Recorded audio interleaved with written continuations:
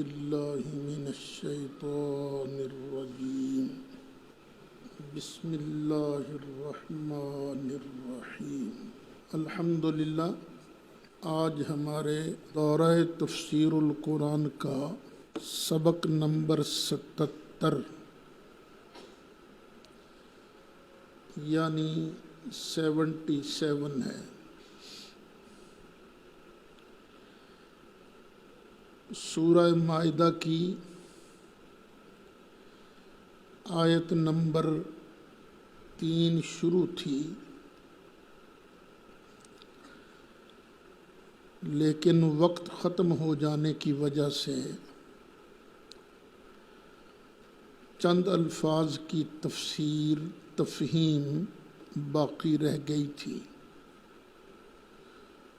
تو جہاں سے کل سبق چھوڑا تھا وہیں سے آج شروع کرتے ہیں۔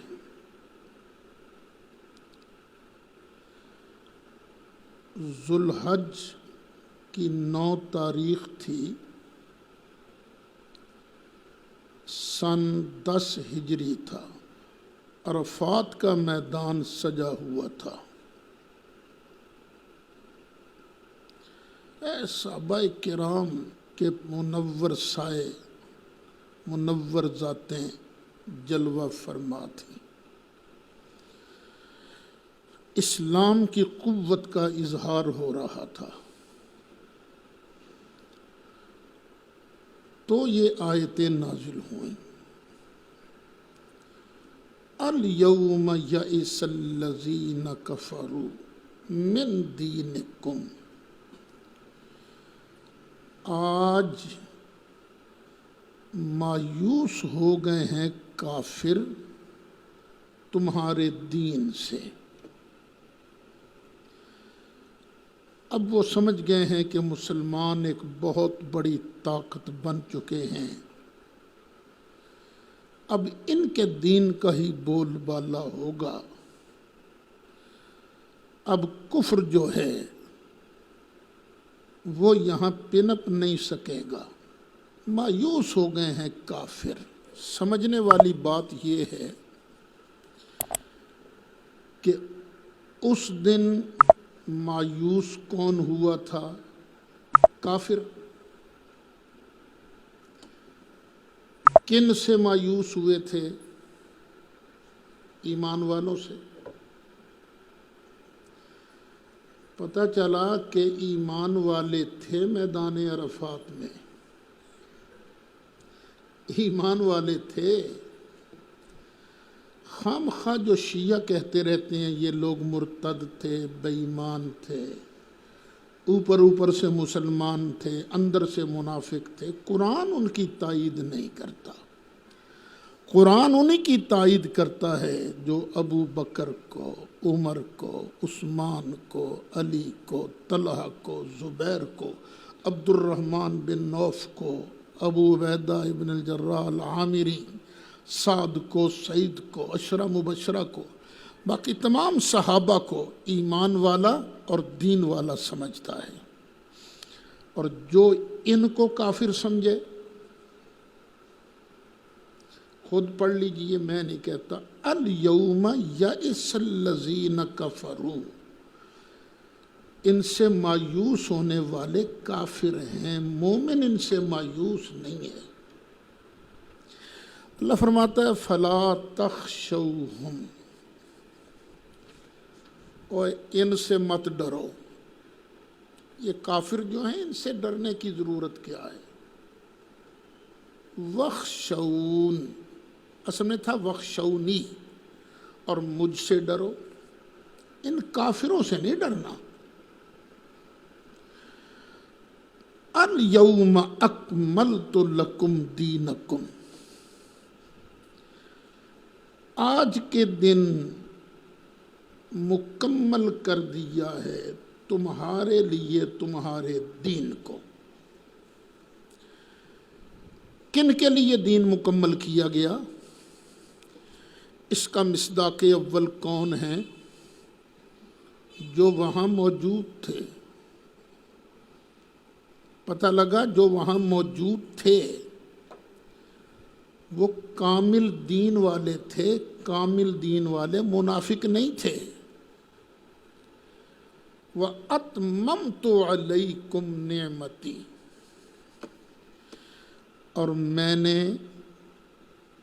تم پر اپنی نعمت تام کر دی ہے۔ ذات کو مکمل کیا جائے تو یہ ہے اکمال، صفات مکمل کی جائیں تو یہ ہے اتمام، اور دین کی ذات بھی مکمل کر دی ہے، اور اس کے ضمن میں جو صفات ہیں وہ بھی ہم نے تم پر تام کر دی ہیں۔ وَرَضِيتُ لَكُمُ الْإِسْلَامَ دِينًا، اور میں نے تمہارے لیے، اور میں اللہ نے تم لوگوں کے لیے جو میدان عرفات میں موجود ہو، دین اسلام کو پسند کر لیا ہے۔ یعنی وہ جو موجود تھے ان کا پسندیدہ دین ہے جو انہوں نے اختیار کیا ہے، اللہ کا پسندیدہ دین ہے۔ وہ صحابہ ایمان والے تھے، بے ایمان نہیں تھے۔ اور لوگوں میں ہاتھ جوڑتا ہوں تمہارے سامنے، صحابہ کے بارے میں بک بک مت کیا کرو۔ صحابہ ایمان والے، قرآن تو ہر روز اس سبق میں صحابہ کی عظمت کی آیتیں آتی ہیں۔ پھر پیچھے مسئلہ بیان ہوا تھا نا، یہ جانور حرام ہے، یہ حرام ہے، یہ حرام ہے، یہ حرام ہے، یہ حرام ہے، پیچھے مسئلہ بیان ہوا تھا۔ آگے پھر مسئلہ بیان ہو رہا ہے، فَمَنِ اضْطُرَّ، پس جو بندہ مجبور ہو جائے، فی مخمصۃ، بھوک کی شدت میں،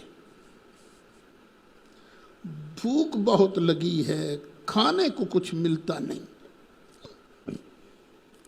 اور دوسری بات یہ غیر متجانف لإثم، اس کا دل گناہ کی طرف مائل بھی نہیں ہے۔ وہ سمجھتا ہے یہ جانور مردار ہے، جس کا گلا گھونٹ دیا گیا یہ ہے، جس کو سینگ مار کے مارا گیا ہے، وہ یہ جانور حلال نہیں، حرام ہے، حرام سمجھ کر مائل نہیں اس کا دل، لیکن بھوک کی وجہ سے مجبور ہو گیا۔ فَإِنَّ اللَّهَ غَفُورٌ رَحِيمٌ، تو بے شک اللہ تعالیٰ بخشنے والا ہے، مہربان ہے۔ یعنی حالت اضطرار میں یہ حرام چیزیں حلال ہو جاتی ہیں، لیکن بقدر ضرورت۔ يَسْأَلُونَكَ مَاذَا أُحِلَّ لَهُمْ، مشرکوں نے اپنی مرضی کی تھی، انہوں نے کہا یہ حبل کے نام کا جانور کھانا بھی حرام ہے، یہ جانور کھانا بھی حرام ہے، یہ چیز بھی حرام، اپنی مرضی سے حرام انہوں نے کیا ہوا تھا۔ مالک فرماتا ہے اب یہ لوگ آپ سے پوچھتے ہیں کہ ان کے لیے کیا چیز حلال کی گئی ہے۔ قل، محبوب فرما دیجئے، احل لکم الطیبات، جتنی بھی پاک چیزیں ہیں سب ان کے لیے حلال کر دی گئی ہیں۔ طیبات جتنی ہیں سب حلال ہیں، سب حلال ہیں۔ اب طیبات ہیں کتنی؟ بے شمار طیبات ہیں، ایک ایک کا ذکر کرنا تو یہ مشکل تھا۔ حرام چیزیں تھوڑی ہیں، ان کا ذکر کر دیا، اور ان کا ذکر کر کے فرمایا احل لکم الطیبات، تمہارے لیے طیبات حلال کی گئیں۔ آپ سے اگر کوئی پوچھے یہ 11ویں کہاں لکھی ہوئی ہے تو جو قرآن کہتا ہے احل لکم الطیبات، تمہارے لیے طیبات حلال کی گئی ہیں. تو 11ویں میں ہے کیا؟ روٹی ہے بھائی. کسی نے روٹی پکائی ایصال ثواب کے لیے. روٹی ہے، روٹی پلیت نہیں ہے، طیب ہے. یہ سالن ہے، سالن بھی طیب ہے، پلیت نہیں ہے. اور اوپر کچھ آیتیں پڑھی گئی ہیں. فرض نہیں ہے آیتیں پڑھنا، واجب بھی نہیں ہے، سنت موقدہ بھی نہیں، برکت کے لیے پڑھی گئی ہیں. یہ سمجھ کر وَنُنَزِّلُ مِنَ الْقُرْآنِ مَا هُوَ شِفَاء، یہ شفا ہے تو برکت کے لیے آیتیں پڑھ لی گئی ہیں. قرآن طیب نہیں ہوگا تو اور طیب کون ہوگا؟ پھر اللہ سے مانگی گئی ہے دعا.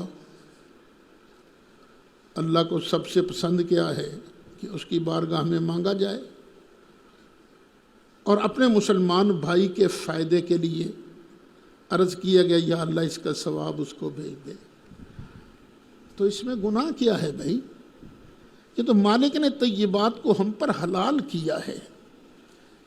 ایک آیت پڑھ دو، ایک آیت جس میں لکھا ہو کہ یہ 11ویں حرام ہے، یہ میلاد حرام ہے، یہ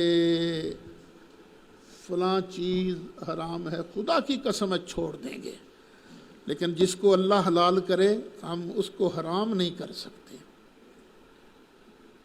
وَمَا عَلَّمْتُمْ، آگے ایک مسئلہ ہے، ذرا غور سے ترجمہ سنتے جانا. وَمَا عَلَّمْتُمْ مِنَ الْجَوَارِحِ،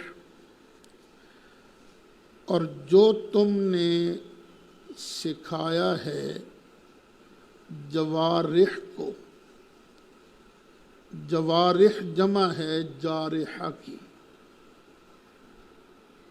جارحہ کہتے ہیں زخم لگانے والا.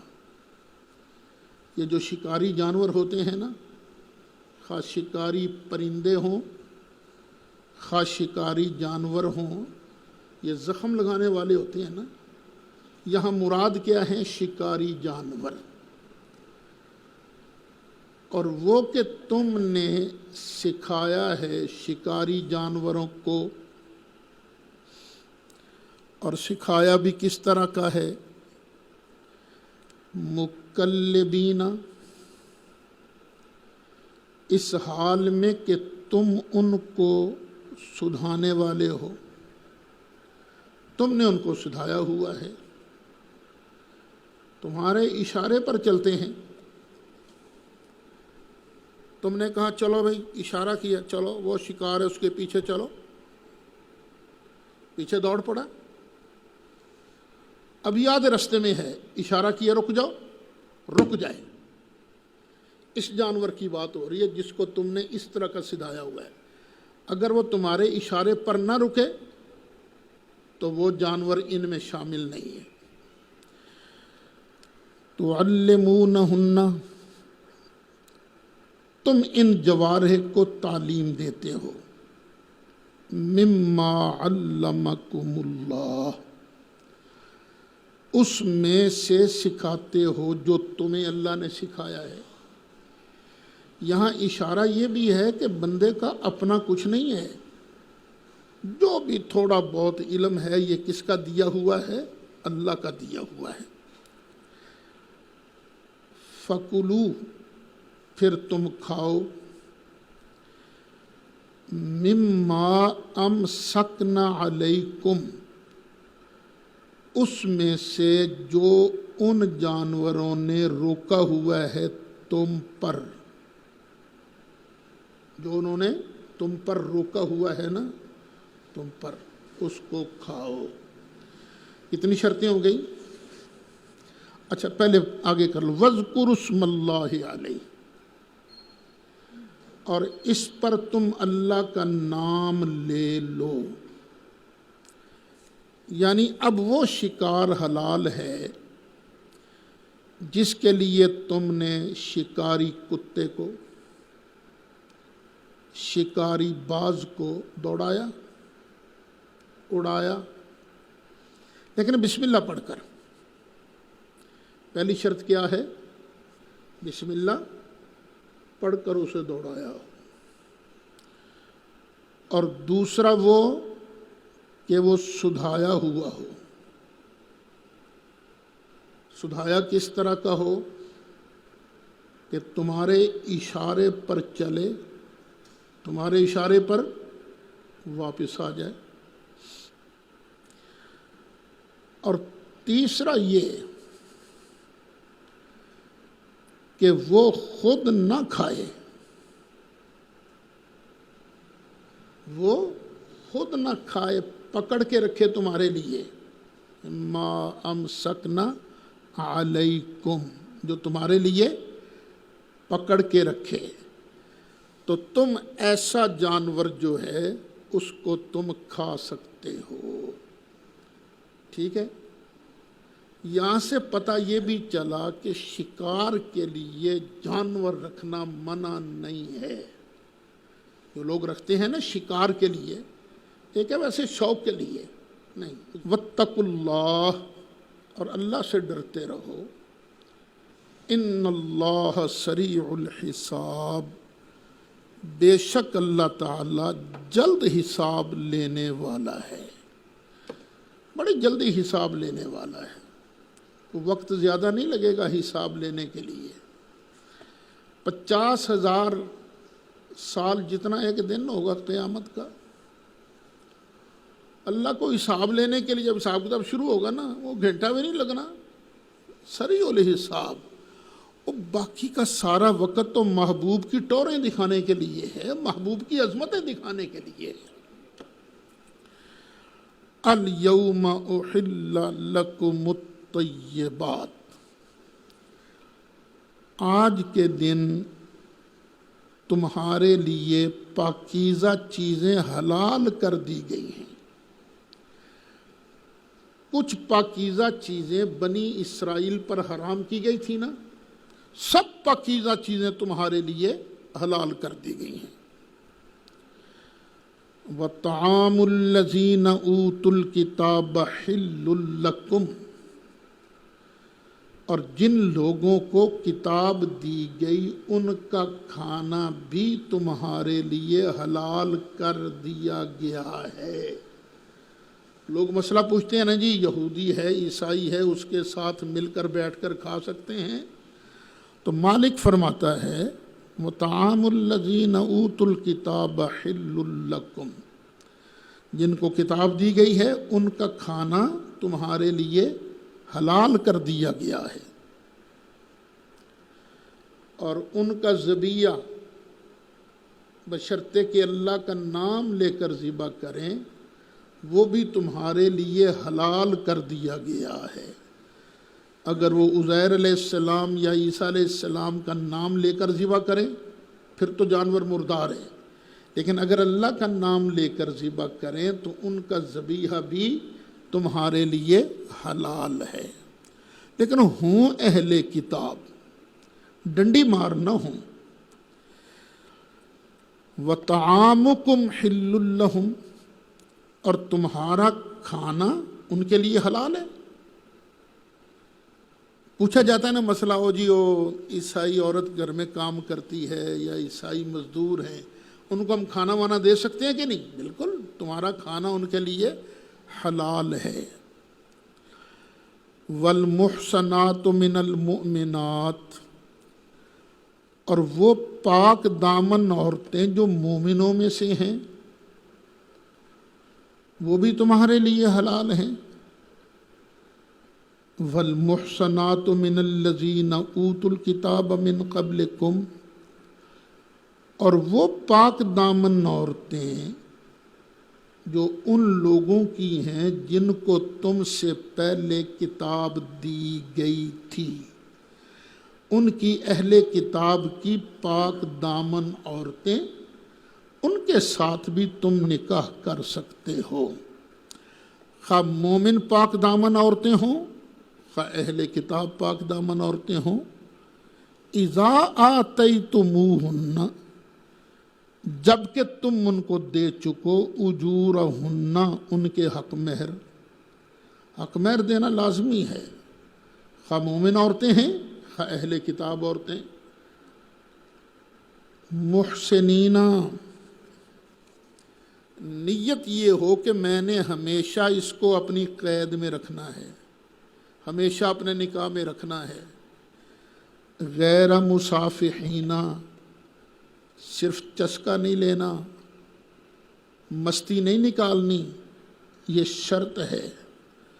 ولا متخذی اخدان، اور نہ ہی پوشیدہ یاری لگانے والے بنو، پوشیدہ یاری لگانے والا بھی نہیں بننا، مستی نکالنے کے لیے بھی ان عورتوں کو استعمال نہیں کرنا۔ نیت کیا ہو کہ ہمیشہ یہ میرے پاس رہیں گی، نیت یہ ہو۔ تو یہ آیت پھر پکار کر کہہ رہی ہے کہ اسلام کے اندر متع کی کوئی گنجائش نہیں، کیونکہ متع کے اندر کیا ہوتا ہے؟ وقت بھی مقرر، پیسے بھی مقرر، کوئی گواہ نہیں، کوئی عدت نہیں، کوئی میراث نہیں، بھئی یہی دو چیزیں ہیں۔ تو اسلام اس کی اجازت نہیں دیتا۔ اسلام کہتا ہے نکاح کرنا ہے تو ہمیشہ رکھنے کی نیت سے کرنا ہے۔ تو یہ متع جو ہے یہ ناجائز ہے، حرام ہے، اس کو نبی کریم علیہ السلام نے بھی اور قرآن نے بھی حرام قرار دیا ہے۔ 18واں پارہ نکالو پھر، شروع ہو رہا ہے سپارہ، قد افلح المؤمنون، بے شک مومن کامیاب ہو گئے، الذین هم فی صلاتہم خاشعون، وہ لوگ جو اپنی نماز میں خشوع اختیار کرنے والے ہیں، والذین هم عن اللغو معرضون، اور کون سے مومن کامیاب ہو گئے؟ جو لغو باتوں سے، بیہودہ باتوں سے اعراض کرنے والے ہیں، توجہ نہیں کرتے۔ والذین هم للزکاۃ فاعلون، وہ مومن کامیاب ہو گئے جو زکوٰۃ کے لیے کام کرتے ہیں۔ زکوٰۃ کے دو معنی ہیں، مال میں سے پیسہ نکالنا، یہ بھی زکوٰۃ ہے، اور خود پاک صاف ستھرا رہنا، یہ بھی زکوٰۃ ہے۔ دل میں سے کوڑ، یہ حسد بغض کے کوڑ نکالنا، یہ بھی زکوٰۃ ہے۔ تو جو پاکیزگی کے لیے کام کرتے ہیں، اور آگے فرمایا والذین هم لفروجہم حافظون، اور وہ لوگ جو اپنی شرمگاہوں کی حفاظت کرنے والے ہیں، الا علی ازواجہم، ہاں شرمگاہوں کو استعمال کرتے ہیں اپنی ازواج پر، او ما ملکت ایمانہم، یا ان پر کہ مالک ہوئے تمہارے دائیں ہاتھ ان کے، یعنی لونڈیاں، فإنہم غیر ملومین، تو جو لوگ شرمگاہ کو یہاں استعمال کریں ان کے لیے کوئی ملامت نہیں ہے۔ فمن ابتغى وراء ذلک، تو جو چاہے اس کے علاوہ، فاولئک هم العادون، تو بے شک یہ لوگ جو ہیں یہ ظالم ہیں، حد سے بڑھنے والے ہیں۔ اب ممتوع عورت جو ہے جس کے ساتھ متع کیا گیا، کیا وہ بیوی ہوتی ہے؟ نہیں۔ کیا وہ لونڈی ہوتی ہے؟ نہیں۔ تو پتہ چلا صرف ان دو جگہ پر شرمگاہ استعمال کی اجازت ہے، وگرنہ کسی اور عورت کے ساتھ تم یہ کام نہیں کر سکتے۔ متع تو قرآن کی روح سے بھی حرام ہے۔ اچھا، ایک متع جائز بھی ہے، اور شیعہ دھوکہ دیں گے یہاں سے، وہ ہے کون سا متع؟ متعۃ الحج، حج کا متع۔ متع ہوتا ہے نا نفع اٹھانا، حج کا متع کیا ہے؟ احرام باندھا عمرے کے لیے، پہنچ کے عمرہ کیا، احرام کھول دیا، پھر جب حج کے دن آئے تو حج کے لیے احرام باندھا، یعنی ایک ہی سفر میں، حج کے سفر میں یہ عمرہ کا فائدہ اٹھایا۔ تو یہ ہے متعۃ الحج، یہ جائز ہے، اور یہ جو متعۃ النساء ہے یہ حرام ہے۔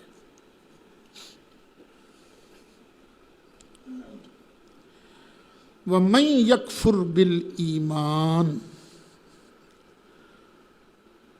اور جو ایمان سے انکار کرے، فَقَدْ حَبِطَ عَمَلُهُ، تو بے شک اس کے عمل ضائع ہو گئے۔ ایک آدمی ایماندار ہے، ایماندار کے ایمان کا کیا انکار، میں نہیں مانتا، تو اس کے عمل کیا ہو گئے؟ ضائع ہو گئے۔ صحابہ کرام ایماندار ہیں، جو ان کے ایمان کا انکار کرے، بظاہر وہ جو بھی خیرات کرتے نظر آئیں گے، فقد حبط عملہ، اس کا عمل ضائع ہو گیا، وَهُوَ فِي الْآخِرَةِ مِنَ الْخَاسِرِينَ، اور آخرت میں وہ گھاٹا پانے والوں میں سے ہے۔ نیا رکوع شروع ہو رہا ہے، یا ایھا الذین آمنوا، اے ایمان والو، اذا قمتم الی الصلاۃ، جب تم کھڑے ہو جاؤ نماز کے لیے۔ کیا مطلب؟ جب تم نماز کا ارادہ کرو اور تم بے وضو ہو، وہ یہ تو تم نے قدوری وغیرہ میں پڑھا ہوگا نا، یا ایھا الذین آمنوا اذا قمتم، اے اردتم، جب تم ارادہ کرو نماز کا، فاغسلوا وجوہکم، تو دھوو تم اپنے چہروں کو۔ یہ اب فرائض وضو کے بیان ہو رہے ہیں۔ وَأَيْدِيَکُمْ، اور اپنے ہاتھوں کو، إِلَى الْمَرَافِقِ، کوہنیوں سمیت، وَامْسَحُوا بِرُؤُوسِکُمْ، اور تم مسح کرو اپنے سروں کا، مسح کرو اپنے سروں کا۔ وَأَرْجُلَکُمْ إِلَى الْکَعْبَیْن، اور دھوو تم اپنے پاؤں کو گٹوں سمیت۔ کون کون سے فرائض ہیں؟ منہ کو دھونا ایک، دوسرا کوہنیوں سمیت ہاتھ کا دھونا، تیسرا سر کا مسح کرنا، اور چوتھا پاؤں کا دھونا۔ اب غور سے سننا میری بات کو، یہ جو الفاظ ہیں نا، وَأَرْجُلَکُمْ، اس کی ایک اور قرات بھی ہے، وہ ہے أَرْجُلِکُمْ۔ اس کو أَرْجُلَکُمْ بھی پڑھا گیا ہے اور أَرْجُلِکُمْ بھی پڑھا گیا ہے۔ جب پڑھیں أَرْجُلَکُمْ تو اس کا عطف ہوگا وَامْسَحُوا پر، أَرْجُلَکُمْ پڑھو گے تو اس کا عطف ہوگا وجوہکم پر، وَأَیْدِیَکُمْ، تم دھوو اپنے چہروں کو اور اپنے ہاتھوں کو اور اپنے پاؤں کو، اور اپنے پاؤں کو۔ اور اگر پڑھیں أَرْجُلِکُمْ تو پھر اس کا عطف ہوگا بِرُؤُوسِکُمْ پر۔ ترجمہ کیا بنے گا؟ اور تم مسح کرو اپنے سروں کا، اپنے پاؤں کا، مسح کرو تم اپنے پاؤں کا۔ اب یہ دو قراتیں ہیں اور دونوں متضاد ہیں. اگر مسا ہے تو دھونا نہیں، اور اگر دھونا ہے تو مسا نہیں. شیعہ حضرات اس کو ارجلکم پڑھتے ہیں، وہ اس کا مسا کرتے ہیں، دھوتے نہیں ہیں. اور ہم لوگ جو ہیں اپنے پاؤں کا مسا نہیں کرتے، ہم کیا کرتے ہیں؟ دھوتے ہیں. بات سمجھ میں آ رہی ہے؟ تو ان دونوں قراتوں پر عمل کی کیا صورت ہوگی؟ ایک صورت ہے کہ دو مختلف حالتوں پر ان کو محمول کیا جائے. ایک وہ حالت ہے جب موزے نہ پہنے ہوں. جب موزے نہ پہنے ہوں تو ارجلکم، دھوو تم اپنے پاؤں کو. اب یہاں مسا نہیں ہے، کیونکہ شیعہ حضرات کی اپنی کتاب تہذیب الاحکام کے اندر حدیث موجود ہے کہ مولا مرتضیٰ فرماتے ہیں ہم ایک مرتبہ ایک جگہ جا رہے تھے، رستے میں صحابہ وضو کر رہے تھے، کچھ صحابہ کی ایڑیاں پوری دھلی نہیں تھیں، خشک تھیں. تو نبی کریم علیہ الصلاۃ والسلام نے خشک ایڑیاں دیکھ کر فرمایا ویل للعقاب من النار، یہ جو ایڑیاں خشک رہ گئی ہیں یہ تو جہنم میں جائیں گی، اس لیے اپنے پاؤں کو پورا پورا دھوو. تو یہ حدیث بیان ہے اس آیت کا کہ یہاں ارجلکم نہیں، کیا ہے؟ ارجلکم. صرف اڈیاں سکیاں رہ جان تے جہنم جان گیاں، پورا پیر سکا رہ جائے تو باہر رہ جائے گا کم. اچھا، یا یہ ہے کہ موزے پہنے ہوں، وضو کر کے موزے پہنے ہوں، تو اب حکم کیا ہے کہ دوبارہ وضو کرنے لگو اپنی مدت کے اندر اندر. تو وہ ارجلکم کہ تم مسا کرو اپنے سر کا بھی اور اپنے پاؤں کے موزوں کا بھی. تو یہ ہے وجہ تطبیق، یہ ہے وجہ تطبیق، وگرنہ دھونا اس کا فرض ہے. نکالو بھی 12واں پارہ سورہ ہود آیت نمبر 26. وَلَقَدْ أَرْسَلْنَا نُوحًا إِلَىٰ قَوْمِهِ، اور بے شک ہم نے بھیجا نوح کو اپنی قوم کی طرف. انی لکم نذیر مبین، بے شک میں تمہیں تمہارے لیے کھلا ڈرانے والا ہوں. اللہ تعبدوا الا اللہ، اوے نہ عبادت کرنا سوائے اللہ کے. کیوں؟ انی اخاف علیکم، بے شک میں ڈرتا ہوں تم پر.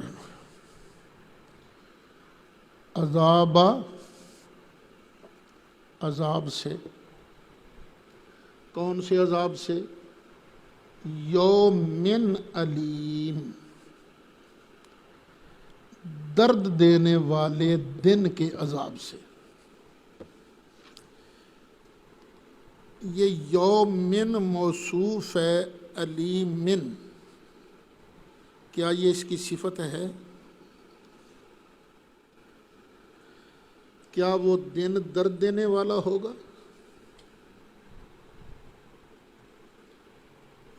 بولو، سب کو وہ دن درد دینے والا ہوگا؟ نہیں.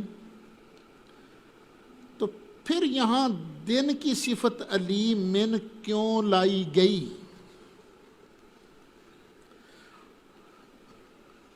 یہ صفت کیوں لائی گئی؟ مجرور کیوں آیا یہ؟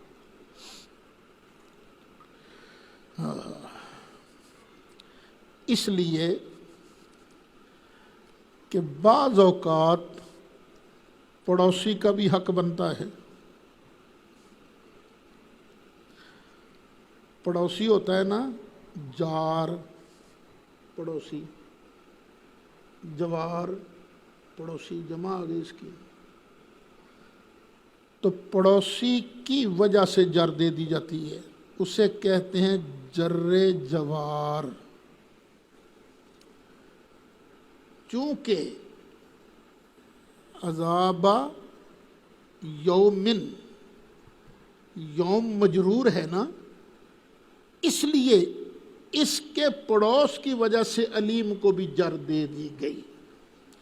حالانکہ دن جو ہے یہ درد دینے والا نہیں ہوتا، کیونکہ بعض لوگ تو اس دن بڑے مزے میں ہوں گے. تو درد دینے والی چیز ہر ایک کو درد دیتی ہے. مارو ہاں کو سونے جنوں مرضی مارو، جس انسان کو بھی مارو گے اسے درد ہوگی. تو یہ ہے جر جوار.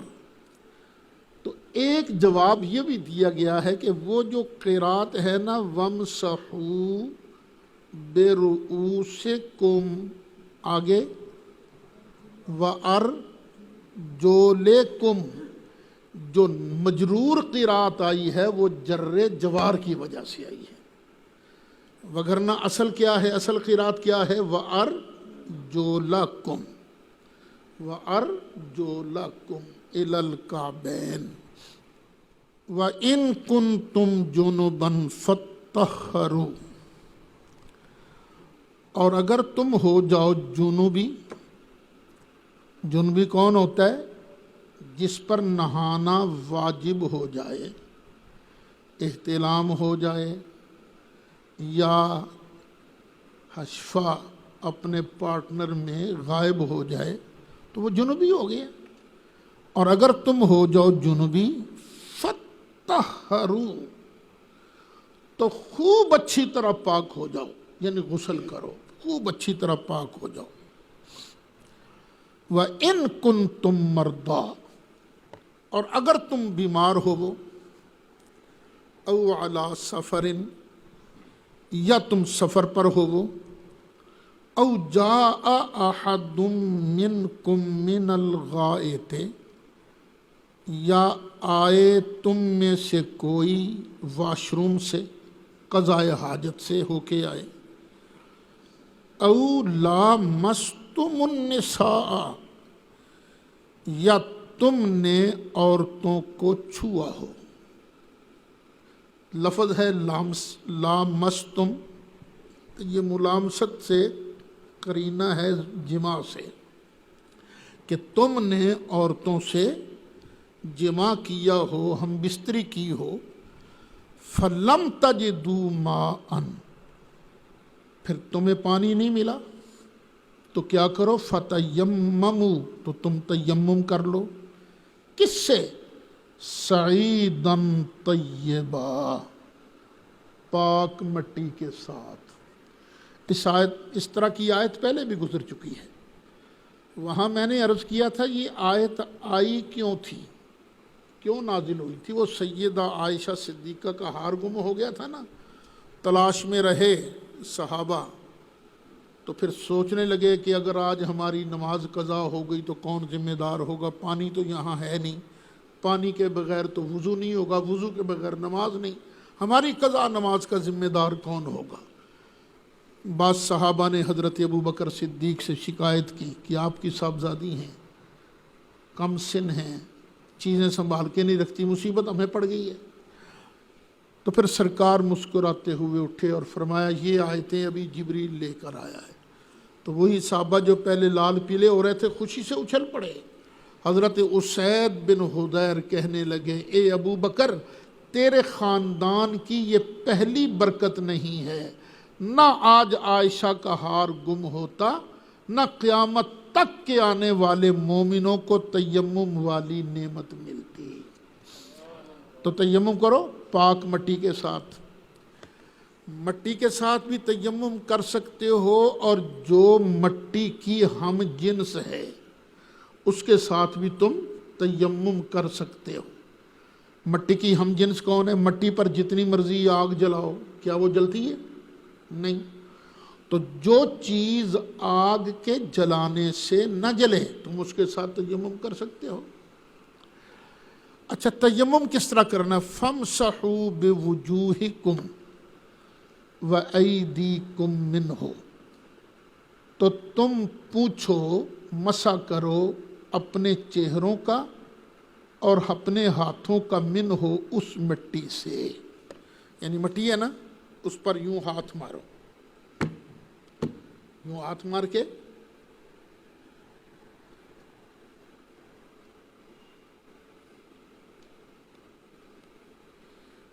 اپنے چہرے کا مسح کرو۔ اب یہاں ایک فقہی اختلاف ہے کہ دوبارہ ہاتھ مارنا ہے یا اسی ضرب کے ساتھ تم نے کوہنی کا مسح کرنا ہے۔ ہمارے نزدیک 2 مرتبہ ہاتھ، پہلی مرتبہ چہرہ، پھر دوسری مرتبہ یہ، اچھی طرح لو جی مسح کر لو، لو اب تم پاک صاف ہو گئے، تم نماز پڑھ سکتے ہو۔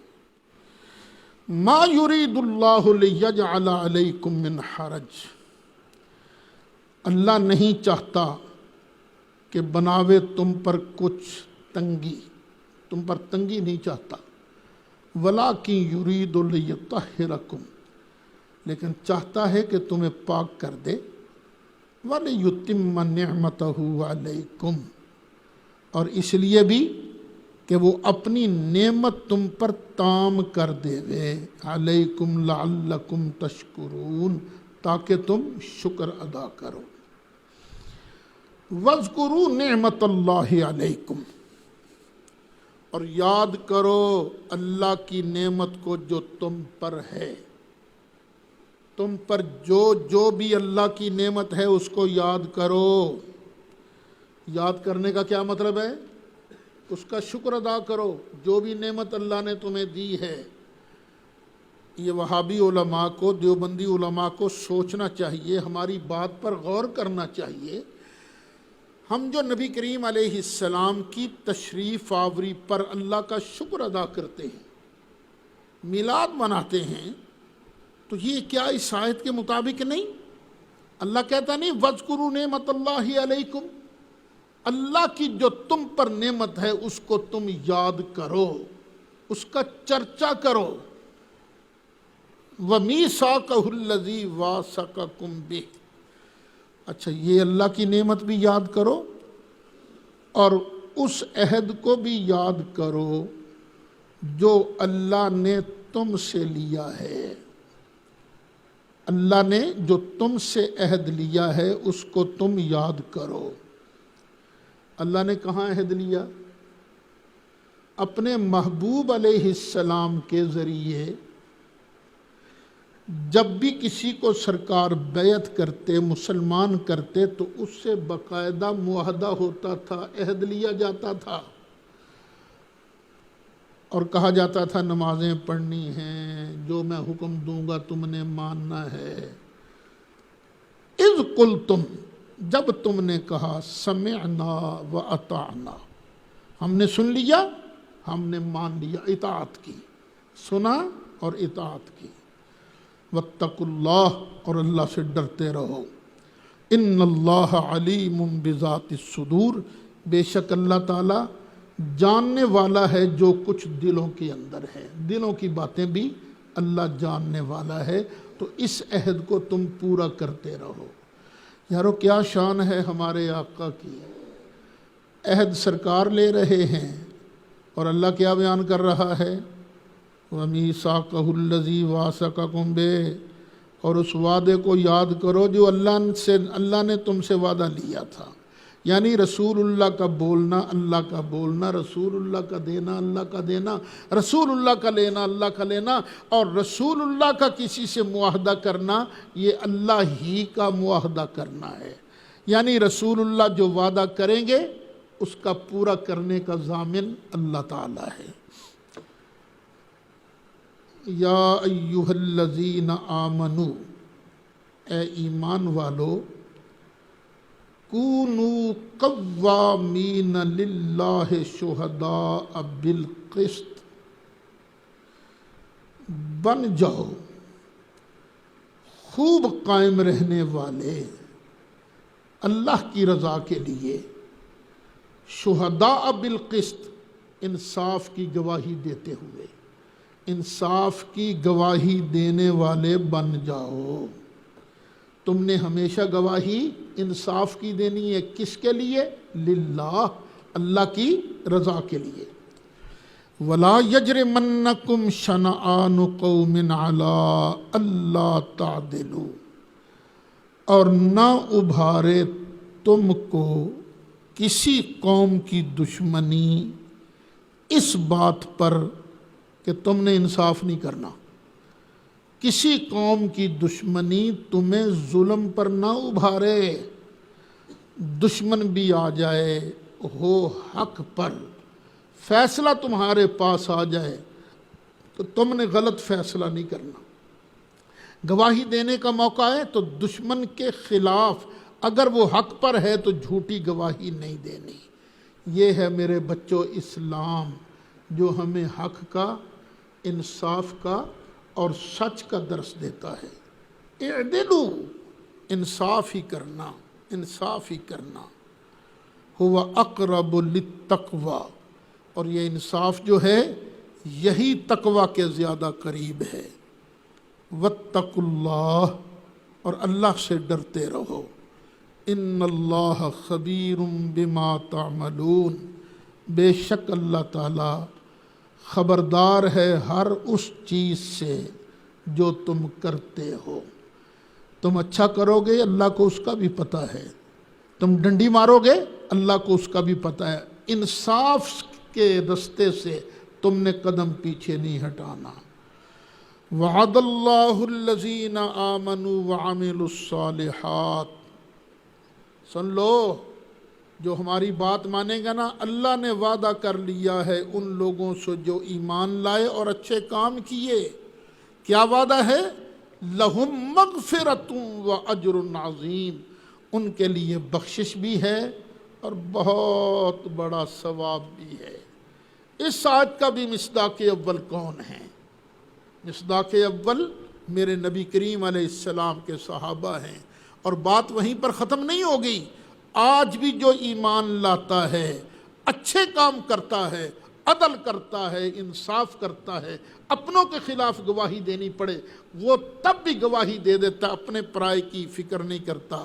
اللہ فرماتا ہے لہم مغفرہ، ان کے لیے بخشش ہے، واجر عظیم، اور بہت بڑا اجر ہے۔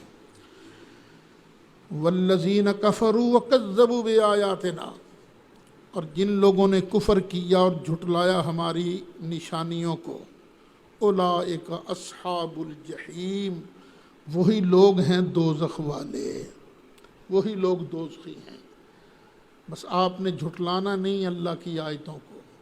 قرآن کی آیت سامنے آ جائے، جب تسلی ہو جائے اس کا کوئی ناسخ نہیں ہے، بالکل یہی اللہ کا فرمان ہے، کچھ کیوں نہ ہو جائے تم نے اللہ کے اس فرمان پر عمل کرنا ہے۔